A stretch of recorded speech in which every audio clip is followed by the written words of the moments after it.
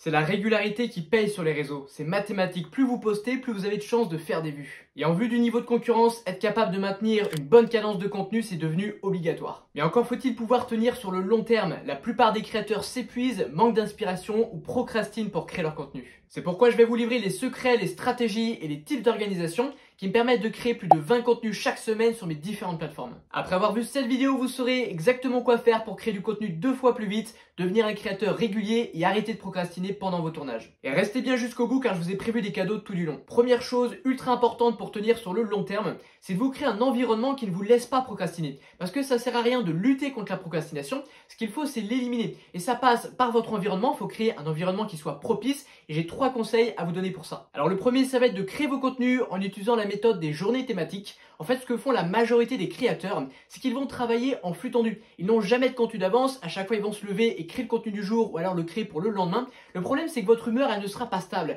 Il y a des jours où vous allez vous lever, vous serez de mauvaise humeur, vous serez pas motivé, vous serez fatigué. Alors forcément, ces jours-là, eh bien, vous serez tenté de procrastiner, de remettre au lendemain et vous allez être beaucoup moins régulier. Alors qu'avec les journées thématiques, ça consiste en fait à bloquer 3 jours dans votre semaine et vous allez attribuer une seule et même tâche pour chacun de ces jours. Par exemple, le jour 1, ça peut être d'écrire tous vos contenus de la semaine. Le jour 2, ça peut être de tourner tous vos contenus de la semaine. Et le jour 3, ça peut être de les monter. Donc vous pouvez faire ça par exemple lundi, mardi, mercredi. Le lundi, vous écrivez, le mardi, vous filmez et le mercredi, vous montez. Et l'idée, c'est de toujours avoir une semaine d'avance. Ce qui fait que si un jour, vous êtes justement moins motivé et que vous avez un coup de fatigue, eh bien vous avez simplement à décaler. Donc vous passez de lundi, mardi, mercredi à mardi, mercredi, jeudi par exemple. Mais au bout du compte, vous aurez sur ces 3 jours créé tout votre contenu pour la semaine qui suit. Et donc même si un jour vous n'êtes pas motivé, eh bien avec cette méthode d'organisation, non seulement vous gagnez beaucoup de temps parce que c'est ce qu'on appelle faire du batching. Vous avez par exemple pas à réinstaller votre tournage à chaque fois pour chacun de vos contenus. Donc là vous l'installez une fois pour toutes et vous tournez tous vos contenus d'un coup. Et puis en plus de ça, si un jour vous procrastinez et que vous décalez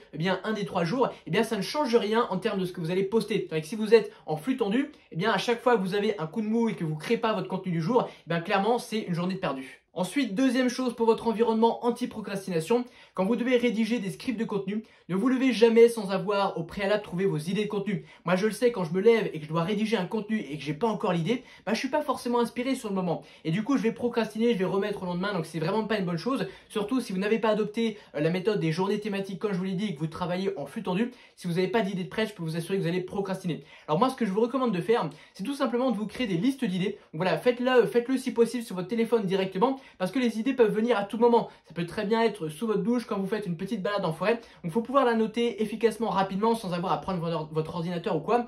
Ce qui fait que quand vous allez arriver à votre jour, vous allez rédiger vos scripts, et bien vous saurez déjà exactement de quoi vous allez parler. Et à ce propos, j'ai un cadeau pour vous. Je vous ai préparé un document qui regroupe 16 stratégies qui vont vous permettre de trouver des idées de contenu en illimité. Vous pouvez le récupérer gratuitement sur le premier lien en description, alors profitez-en. Ensuite, troisième conseil qui vient quelque part un peu contredire ce que je viens de vous dire, mais lorsque vous vous levez, eh bien je vous invite à créer des contenus qui correspondent à votre humeur du jour. Alors même si vous devez être organisé, je vous invite à garder un minimum de flexibilité, parce que si vous vous levez du mauvais pied, eh bien c'est peut-être le moment de proposer un coup de gueule. Et vous allez voir que naturellement vous serez bien meilleur pour créer ce genre de contenu, ça vous demandera bien moins d'efforts et vous prendrez bien plus de plaisir à le faire. Voilà, gardez un minimum de flexibilité pour créer des contenus. Voilà, si vous êtes de bonne humeur, eh bien faites un contenu inspirant. Si vous vous êtes levé du mauvais pied, faites plutôt un coup de gueule, etc. Alors maintenant, je vais vous parler d'une chose qui fait échouer 90% des créateurs, c'est qu'ils s'attendent à avoir des résultats directement. Le problème, c'est que la création de contenu ne fonctionne pas comme ça. On parle d'ailleurs de traversée du désert, et donc il faut accepter au départ de travailler sans pouvoir récolter les fruits de son travail, pour que par la suite, les graines qu'on aura plantées puissent grandir et former des arbres, et donc qu'on puisse récolter le fruit de son travail. Et donc la majorité des créateurs, ils sont très déçus de voir que malheureusement la création de contenu, ça prend du temps. C'est vraiment un travail de long terme. Et donc quand ils voient qu'ils n'ont pas le vu dès le départ, ils se découragent directement. Alors ce qu'il faut faire, c'est un petit shift mental tout bête, mais il faut prendre conscience, il faut vraiment en avoir conscience que le fruit de votre travail, vous ne le récolterez que quelques semaines, voire quelques mois plus tard. Et donc de cette façon, vous pouvez travailler à l'aveugle sans voir si vous avez vraiment des résultats, puisque vous savez, vous avez confiance en le processus, que les résultats viendront plus tard. Et vous pouvez voir ça de façon positive, vous pouvez voir ça comme une barrière à l'entrée qui va décourager 90% des créateurs. Alors si vous faites partie des 10% de créateurs qui sont capables d'être patients et d'avoir confiance dans le processus, dans le fait que votre travail va porter ses fruits plus tard, et bien vous avez un avantage concurrentiel énorme sur vos concurrents qui vous laissent leur place. Alors maintenant, je vais vous donner un conseil très important, peut-être le plus important de cette vidéo, et il est lié à ce que je viens de vous dire. Quand vous débutez, il ne faut surtout pas être perfectionniste. Parce que si vous passez des heures et des heures à peaufiner un super contenu et que derrière vous n'avez pas de résultat, parce qu'il faut attendre plus longtemps avant d'en avoir, ou aussi tout simplement parce que quand vous débutez, vous faites des erreurs qui vous empêchent de performer. Donc voilà, si vous passez des tonnes et des tonnes d'heures sur un même contenu et que vous avez raté ne serait-ce que l'intro, que vous n'arrivez pas à optimiser le watch time, eh bien ça peut foutre en l'air votre contenu, quand bien même vous y auriez passé beaucoup de temps et qu'il serait de qualité. Donc au départ, moi ce que je vous invite à faire, c'est de ne surtout pas être perfectionniste et de tester beaucoup de choses. Vous allez poster beaucoup de contenu sans chercher vraiment à y passer, enfin vous appliquer à fond, et vous allez simplement identifier quels sont les contenus qui performent un peu mieux que les autres. Et vous allez aussi apprendre, vous allez pouvoir identifier quelles sont les erreurs qui ont tendance à tuer votre watch time. Vous allez apprendre à captiver vos spectateurs, à créer, voilà, si on parle de YouTube, des miniatures qui font cliquer, des titres qui font cliquer. Vous allez apprendre à captiver avec des bonnes phrases accroches, etc. Et une fois que vous aurez en fait découvert quels sont les contenus, quels sont les sujets qui sont porteurs, qui marchent mieux que les autres, que vous aurez fait les erreurs, les principales erreurs à faire, et que vous aurez compris comment les corriger, et bien là vous pourrez vous mettre à vous appliquer, à créer de meilleurs contenus. Et là vous allez vraiment propulser votre chaîne, mais au moins vous ne vous serez pas découragé et vous n'aurez pas travaillé pour rien. Ensuite, pour tous ceux qui, malgré tout ce que je viens de dire, continuent de procrastiner, continuent à manquer de motivation ou n'arrivent pas à trouver le temps de créer des contenus, eh bien j'aimerais vous amener à réfléchir à votre pourquoi. Parce que moi je suis persuadé que la procrastination n'est pas liée à la flemmardise. D'ailleurs on le voit bien, il y a plein de gens qui au lycée ne foutaient vraiment rien, ils en foutaient pas une, et puis d'un coup ils se sont transcendés, ils se sont transformés du tout au tout et ça devient des énormes bosseurs. Et ce qui a changé, c'est pas qu'entre temps ils ont arrêté de procrastiner, qu'ils sont devenus des personnes déterminées. Ce qui a changé, c'est qu'ils sont simplement passer de quelque chose qui ne les intéressait pas à quelque chose qui fait sens pour eux, quelque chose qui les motive, quelque chose qu'ils aiment faire tout simplement. Et donc au lieu en fait de culpabiliser, de se dire que vous êtes un bon rien parce que vous procrastinez et de devoir lutter contre ça, au lieu de lutter contre la procrastination, c'est ce que je vous disais en début de vidéo,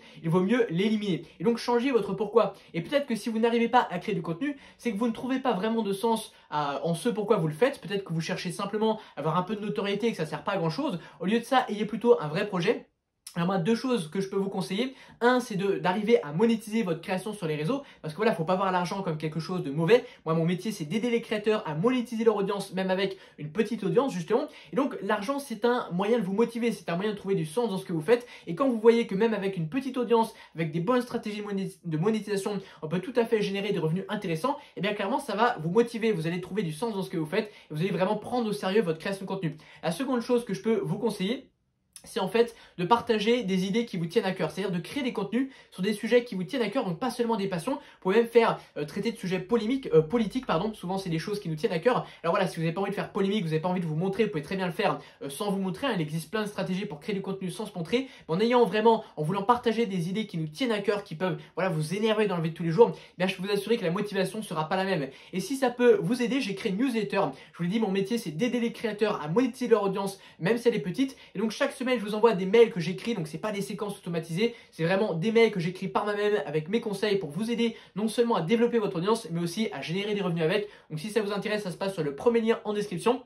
Vous recevrez ma newsletter en même temps que tous les documents que j'ai mentionnés dans ces vidéos, c'est gratuit, alors profitez-en. À présent, je vous invite à aller voir une autre de mes vidéos que l'algorithme de YouTube vous recommande en cliquant juste ici. N'hésitez pas également à vous abonner à cette chaîne si développer votre audience, ça vous intéresse. Pensez également à me laisser un petit pouce bleu et moi je vous dis à la prochaine.